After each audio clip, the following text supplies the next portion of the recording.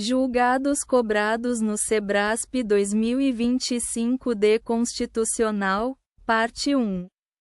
Direitos e deveres individuais e coletivos. 1. Testemunhas de Jeová, quando maiores e capazes, têm o direito de recusar procedimento médico que envolva transfusão de sangue, com base na autonomia individual e na liberdade religiosa. 2. Como consequência, em respeito ao direito à vida e à saúde, fazem jus aos procedimentos alternativos disponíveis no Sistema Único de Saúde, SUS, podendo, se necessário, recorrer a tratamento fora de seu domicílio. 1. É permitido ao paciente, no gozo pleno de sua capacidade civil, recusar-se a se submeter a tratamento de saúde, por motivos religiosos. A recusa a tratamento de saúde, por razões religiosas, é condicionada à decisão inequívoca, livre, informada e esclarecida do paciente, inclusive, quando veiculada por meio de diretivas antecipadas de vontade. 2. É possível a realização de procedimento médico, disponibilizado a todos pelo Sistema Público de Saúde, com a interdição da realização de transfusão sanguínea ou outra medida excepcional, caso haja viabilidade técnico-científica de sucesso. Anuência da equipe médica com a sua realização e decisão inequívoca, livre, informada e esclarecida do paciente. É constitucional norma que permite o acesso, por autoridades policiais e pelo Ministério Público, a dados cadastrais de pessoas investigadas independentemente de autorização judicial. Excluído do âmbito de incidência da norma a possibilidade de requisição de qualquer outro dado cadastral além daqueles referentes à qualificação pessoal, filiação e endereço. Art. 5º. X e Lexics. Da CF. 88. 1. Sem autorização judicial ou fora das hipóteses legais, é ilícita a prova obtida mediante abertura de carta, telegrama, pacote ou meio análogo, salvo se ocorrida em estabelecimento penitenciário, quando houver fundados indícios da prática de atividades ilícitas. 2. Em relação à abertura de encomenda postada nos Correios, a prova obtida somente será lícita quando houver fundados indícios da prática de atividade ilícita, formalizando-se as providências adotadas para fins de controle administrativo ou judicial. É incompatível com a Constituição a ideia de um direito ao esquecimento, assim entendido como o poder de obstar, em razão da passagem do tempo, a divulgação de fatos ou dados verídicos ilicitamente obtidos e publicados em meios de comunicação social analógicos ou digitais. Eventuais excessos ou abusos no exercício da liberdade de expressão e de informação devem ser analisados caso a caso, a partir dos parâmetros constitucionais, especialmente os relativos à proteção da honra, da imagem, da privacidade e da personalidade em geral, e as expressas e específicas previsões legais nos âmbitos penal e civil. O direito à liberdade de expressão não admite a divulgação deliberada de informações falsas, tampouco a apologia a crimes.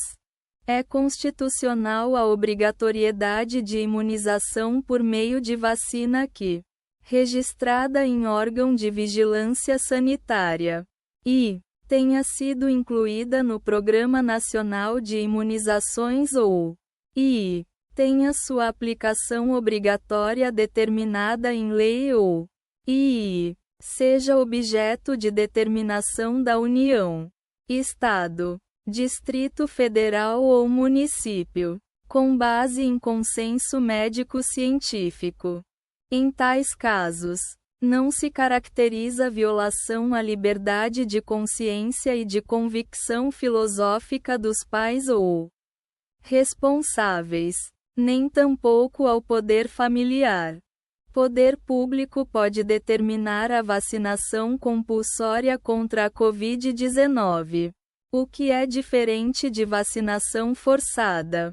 A vacinação compulsória não significa vacinação forçada, por exigir sempre o consentimento do usuário, podendo, contudo, ser implementada por meio de medidas indiretas, as quais compreendem, dentre outras, a restrição ao exercício de certas atividades ou a frequência de determinados lugares, desde que previstas em lei, ou dela decorrentes, tenham como base evidências científicas e análises estratégicas pertinentes. 2. Venham acompanhadas de ampla informação sobre a eficácia, segurança e contraindicações dos imunizantes. 3. Respeitem a dignidade humana e os direitos fundamentais das pessoas. 4. Atendam aos critérios de razoabilidade e proporcionalidade. E 5. Sejam as vacinas distribuídas universal e gratuitamente. E tais medidas, com as limitações acima expostas, podem ser implementadas tanto pela União como pelos Estados, Distrito Federal e municípios, respeitadas as respectivas esferas de competência. A exigência constitucional de aviso prévio relativamente ao direito de reunião é satisfeita com a veiculação de informação que permita ao poder público zelar para que seu exercício se dê de forma pacífica ou para que não frustre outra reunião no mesmo local. O direito de reunião pode ser restringido em estado de defesa ou estado de sítio, ou mesmo suspenso. Em estado de sítio, a realização de protestos sem comunicação prévia às autoridades e com obstrução de diversas vias públicas de acesso à capital do estado por lapso temporal considerável configura dano moral coletivo em rei e PSA. É constitucional a penhora de bem de família pertencente a fiador de contrato de locação, seja residencial, seja comercial. É válida a penhora do bem de família de fiador apontado em contrato de locação de imóvel, seja residencial, seja comercial, nos termos do inciso vi do art. 3º da Lei N. 8009/1990. Não é possível a penhora do bem de família do devedor solidário do contrato de locação. Isso porque devedor solidário não é o mesmo que fiador, não se admitindo interpretação extensiva. A posição jurídica de devedor solidário não se confunde com a figura do fiador de contrato de locação, não podendo receber o mesmo tratamento jurídico, notadamente para a incidência de norma restritiva de direitos.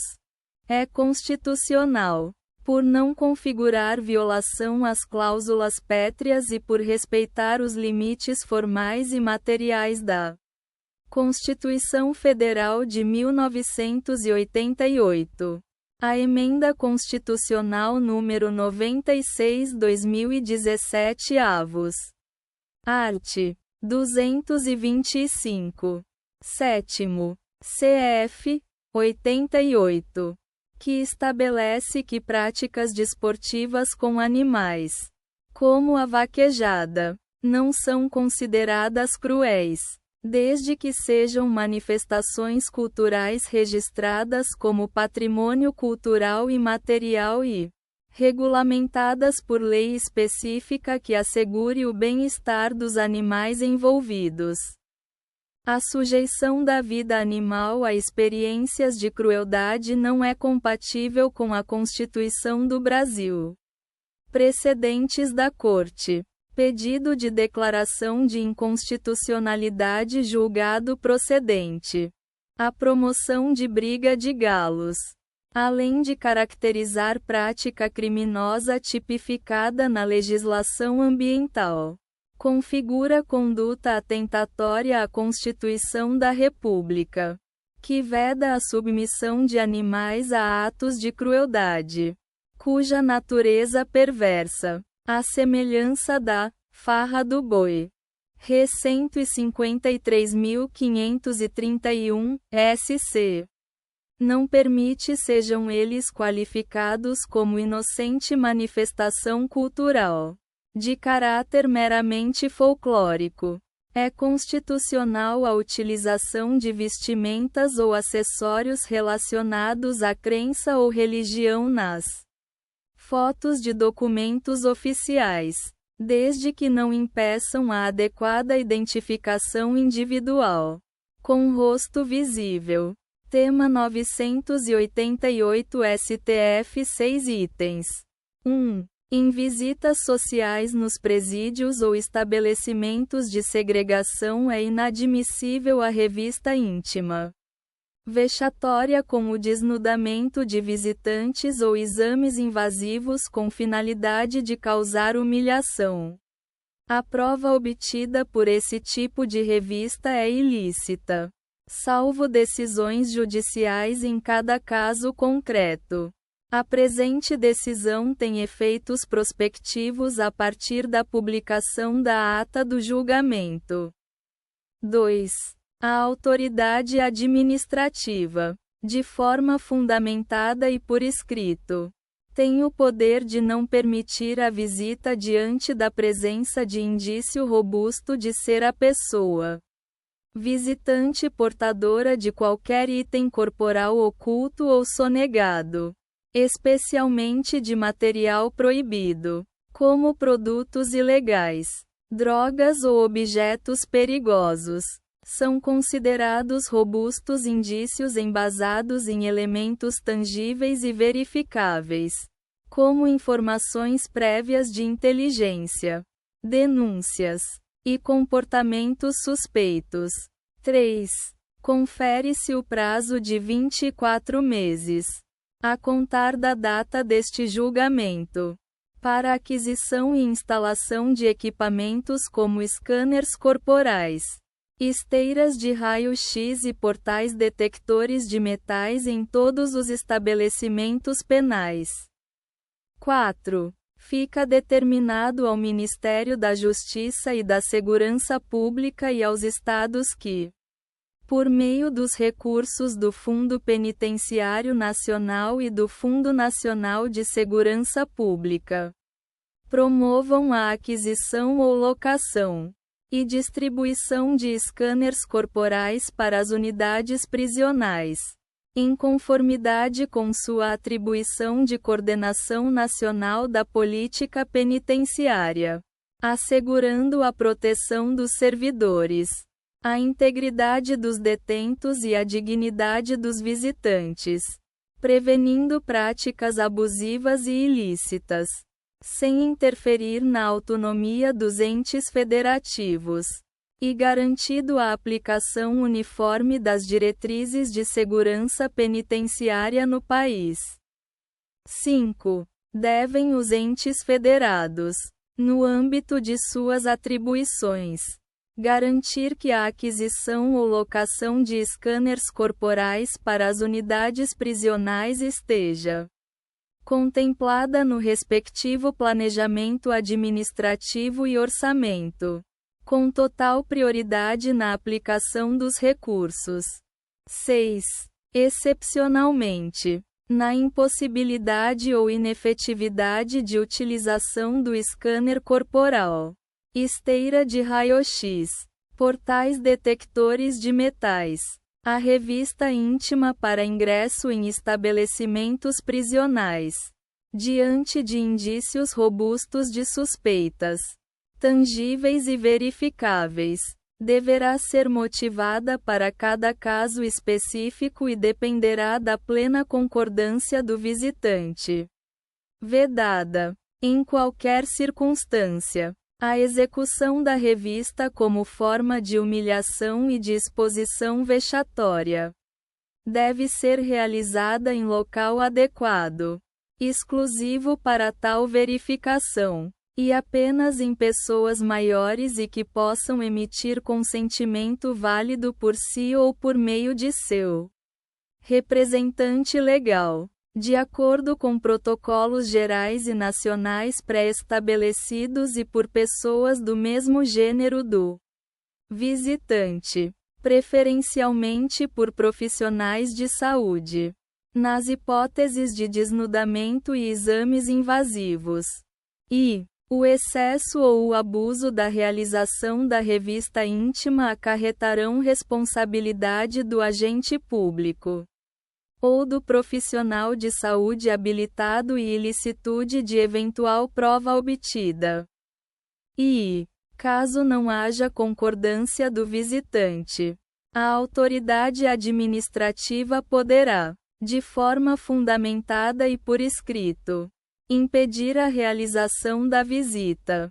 E o procedimento de revista em criança, adolescente ou pessoa com deficiência intelectual que não possa emitir consentimento válido será substituído pela revista invertida, direcionada à pessoa a ser visitada.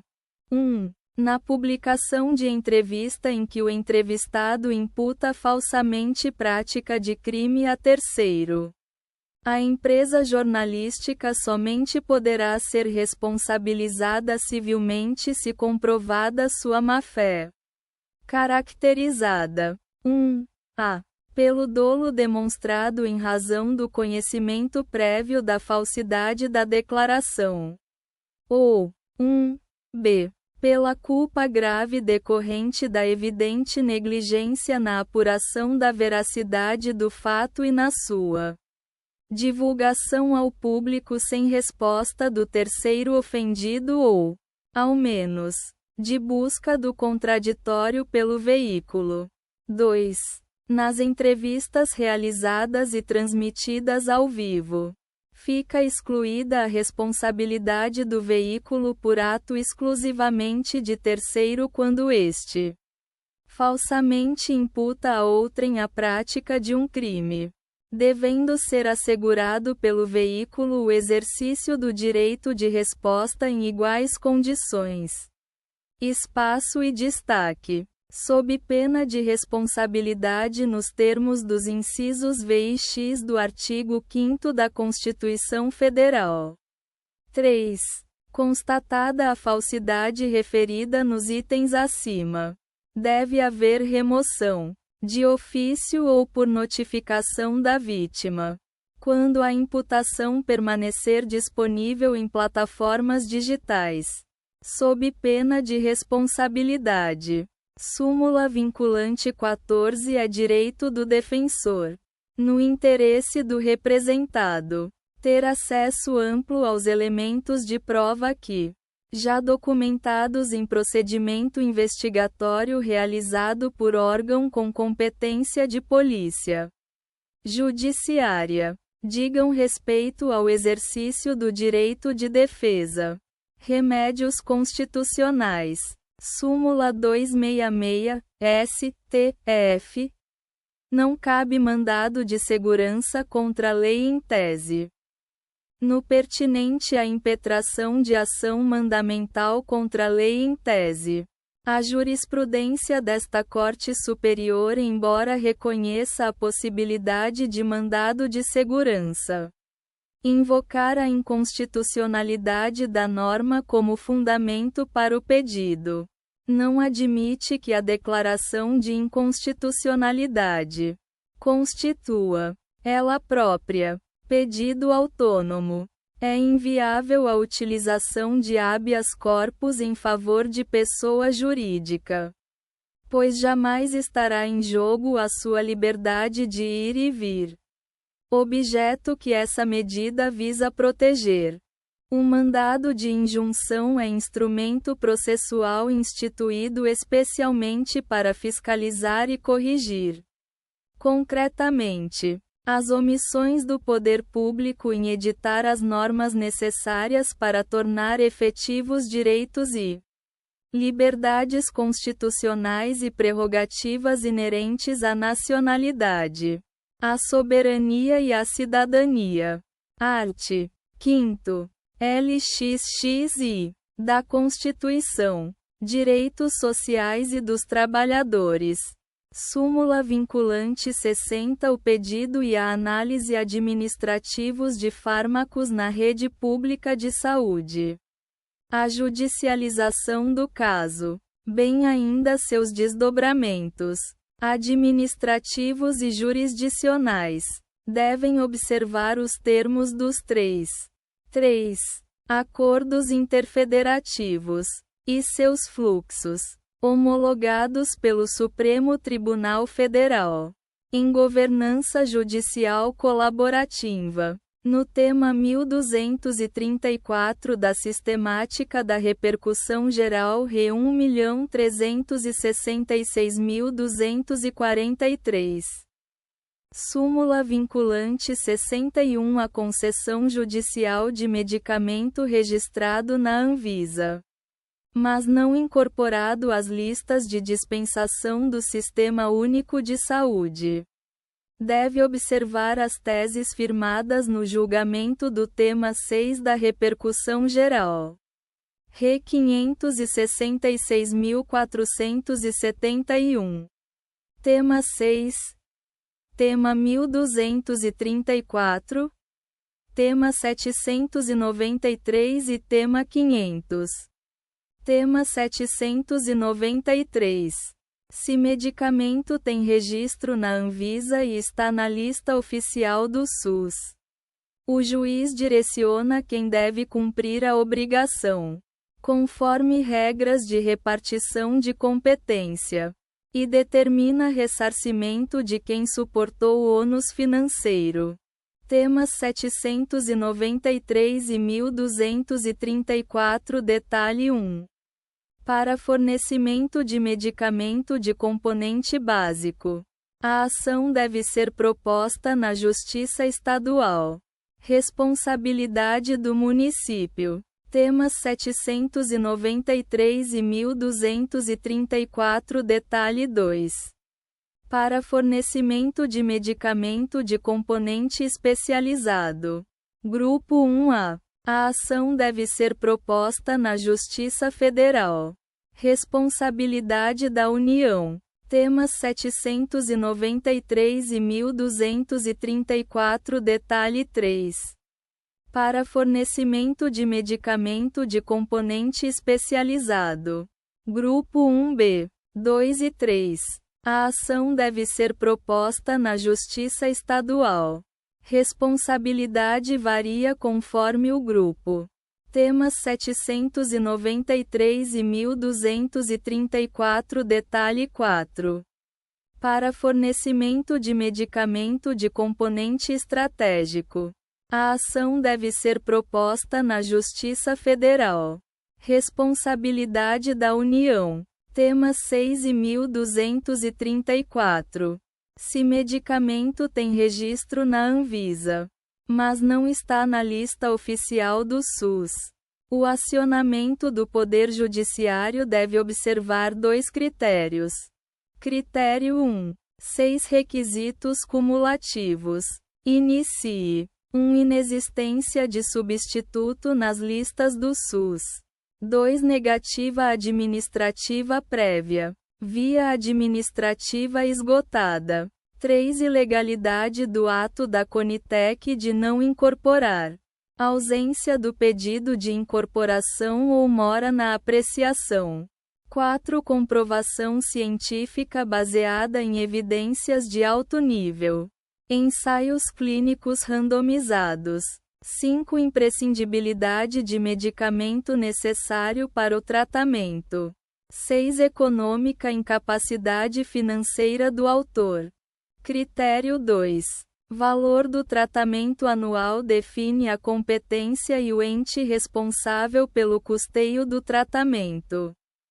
Critério 2,1. Se o custo do tratamento anual for igual ou superior a 210 salários mínimos, a ação deve tramitar na Justiça Federal. A União deve custear 100% do tratamento. E se Estado, município for condenado, União deve ressarcir integralmente. Critério 2,2. Se o custo do tratamento anual for entre 7 e 210 salários mínimos, a ação deve tramitar na Justiça Estadual. A União deve ressarcir 65% das despesas decorrentes de condenações de estados e municípios. Critério 2,3. Se o custo do tratamento anual for menor que 7 salários mínimos, a ação deve tramitar na Justiça Estadual. Estado deve custear, com possibilidade de ressarcir município. Critério 2,4. Exceção. Medicamentos oncológicos com registro na Anvisa e não presentes na lista oficial do SUS. A ação deve tramitar na Justiça Federal. Se Estado, município for condenado, União deve ressarcir em 80%. Tema 500 Regra. Se medicamento não tem registro na Anvisa, em regra, não é possível o fornecimento por meio de decisão judicial. Tema 500 Exceção. Caso o medicamento não tenha registro na Anvisa, é possível a concessão via judicial desde que cumpridos 3 requisitos. 1. Exista pedido de registro do medicamento no Brasil, salvo medicamentos para doenças raras. 2. Exista registro do medicamento em renomadas agências de regulação no exterior. 3. Inexista substituto terapêutico com registro no Brasil. Nesse caso, a ação deve proposta contra a União na Justiça Federal. O Congresso Nacional está em mora na edição da lei regulamentadora referente à excepcional participação dos trabalhadores urbanos e rurais na gestão das empresas. Art. 7º. Xi. CF. 88. O plenário, por unanimidade, julgou procedente o pedido para reconhecer a mora constitucional e fixou o prazo de 24 meses, a contar da publicação da ata deste julgamento, 20 de fevereiro de 2025, para a adoção das medidas legislativas constitucionalmente exigíveis para suplantar a omissão